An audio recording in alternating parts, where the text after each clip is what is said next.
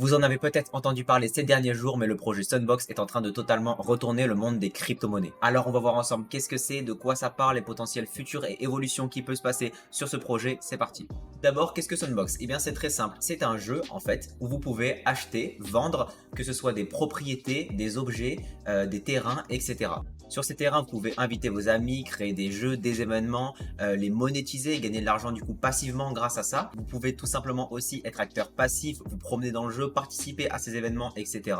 Et donc pourquoi on parle beaucoup de ce jeu? Pourquoi est-ce que la crypto-monnaie liée à ce jeu explose? Eh bien je vous explique ça tout de suite. Vous voyez, quand vous êtes sur la plateforme du jeu, vous avez tout simplement une marketplace sur laquelle vous pouvez acheter des objets tout simplement qui vous serviront dans le jeu. Vous pouvez du coup les acheter avec la monnaie du jeu, donc c'est-à-dire le Sand, c'est ce qu'on voit ici affiché en jaune, et vous avez le prix de conversion en dollars. Et vous pouvez aussi créer des objets grâce à l'onglet Create ici et les revendre directement sur le jeu. Et tout ça du coup est lié à la blockchain et au NFT, car vous avez un titre de propriété à chaque fois que vous achetez quelque chose. Maintenant que les bases sont posées, je vais vous expliquer pourquoi le projet Sunbox et la crypto-monnaie liée à ce jeu peut être vraiment intéressante et exploser dans le futur. Pour ça, on va se retrouver sur Binance tout simplement.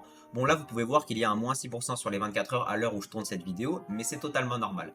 Ce qui est extrêmement intéressant et ce qui change des autres crypto-monnaies, c'est que les crypto-gaming comme Sand ne semblent pour l'instant pas liés au cours basique de la crypto-monnaie. C'est-à-dire que habituellement, les crypto-monnaies suivent un petit peu le cours du Bitcoin. Lorsque le Bitcoin augmente, les crypto-monnaies ont tendance à augmenter, et lorsque le cours du Bitcoin descend, le cours des autres crypto-monnaies ont tendance à descendre. Et bien en fait, on a pu observer que justement sur le Sand et les crypto-gaming, cela ne se passait pas. Ça ne marchait pas comme ça, tout simplement parce que les crypto-gaming évoluaient différemment du marché de la crypto-monnaie tel qu'on le connaît aujourd'hui. Et je vais vous expliquer pourquoi il y a un énorme potentiel sur ce marché. Donc comme on peut le voir ici, on peut voir que le prix qui était de à peine 2 dollars il y a environ 2 semaines est monté jusqu'à 8,48 $ juste hier à l'heure où je vous parle. Et ce qui est assez impressionnant justement, c'est que cette fulgurance ici est arrivée pendant qu'il y a eu une grosse correction sur le Bitcoin. En effet, ce qu'on a pu observer, c'est que même si le Bitcoin et le cours de la crypto-monnaie avaient tendance à descendre, eh bien le cours des crypto-gaming, eux,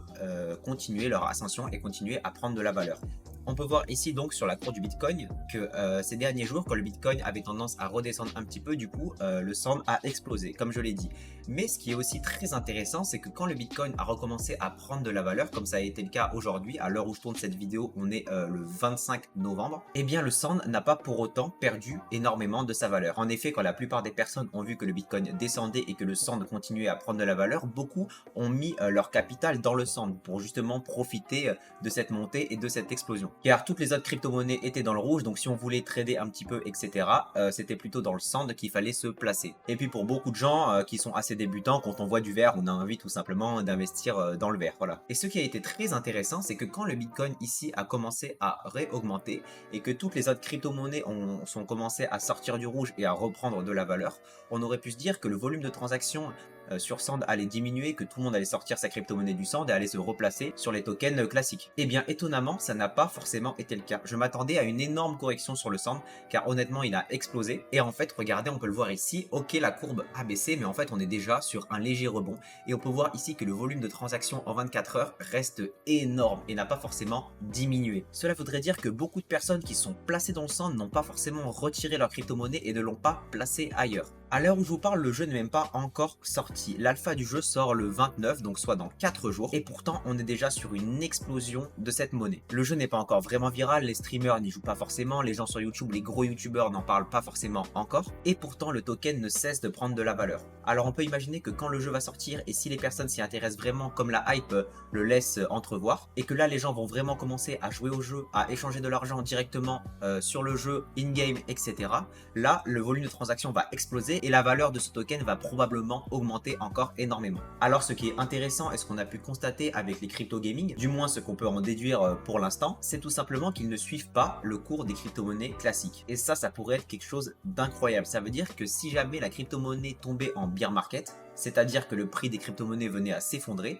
et bien tout simplement le prix de cette monnaie pourrait tout simplement continuer à monter et à exploser. Les gens vont continuer à jouer au jeu et à s'échanger de la monnaie sans forcément se préoccuper du bear market. Et donc le jeu pourrait continuer à se développer, le nombre de joueurs a augmenté, le volume de transactions a augmenté également, et tout simplement la valeur de la monnaie a monté également malgré le cours des crypto-monnaies qui pourrait lui être à la baisse. Et quand on se rend compte de l'énorme potentiel qu'a cette crypto-monnaie, on peut tout simplement se dire qu'il y a peut-être une énorme pièce à jouer là-dessus. Je le dis, je le répète comme je le dis souvent, mais je ne donne pas de conseils financiers. Tout ce que je dis là, c'est mon propre avis. Faites vos propres recherches, renseignez-vous auprès de différentes personnes et investissez seulement en votre âme et conscience après avoir fait toutes ces recherches. À l'heure où je vous parle, il y a environ 140 000 terrains disponibles sur Sand, sur le jeu Sandbox. Il y a beaucoup de crypto-monnaies comme Binance, etc. qui ont acheté des terrains, mais aussi par exemple le rappeur Snoop Dogg.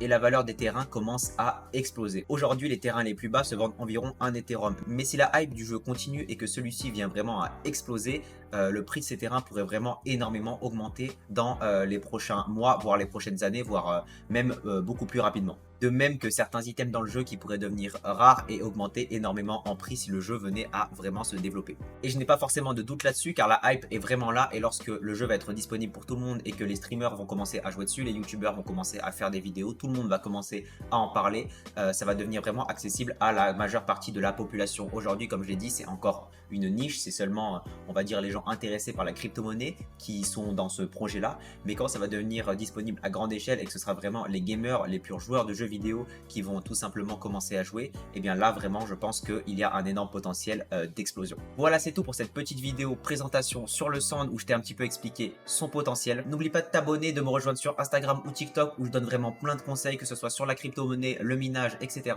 On se retrouve très rapidement dans une prochaine vidéo où je vous présenterai un nouveau projet avec un énorme potentiel. D'ici là, portez-vous bien, c'était Maël, salut.